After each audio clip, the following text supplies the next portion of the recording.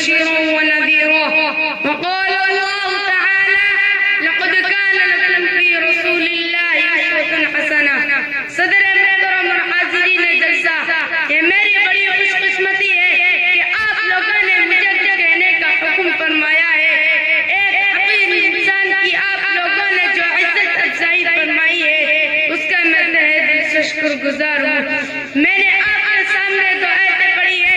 पहली आयत में अल्लाह जल्ल जलालुहु अम्मा नवालुहु इरशाद फरमाते हैं कि ए रसूल, हमने आपको बिलाशुबा खुशखबरी देने वाला और डराने वाला बनाकर भेजा है। दूसरी आयत में अल्लाह ताला इंसानों को मुखातब करते हुए फरमाते हैं कि तुम्हारे लिए अल्लाह के पैगंबर में बेहतरीन रहनुमाई है। वो दौर याद कीजिए जब सारा आलम शिर्क और कुफ्र में मुब्तला था।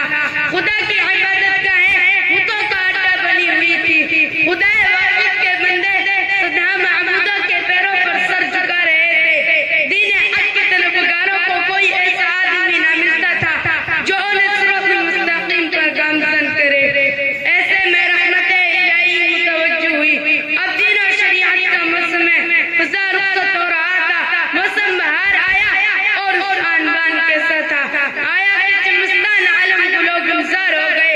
शरीयत हक़्क़ा की खुशबू चार चांद आलम में फैलने लगी।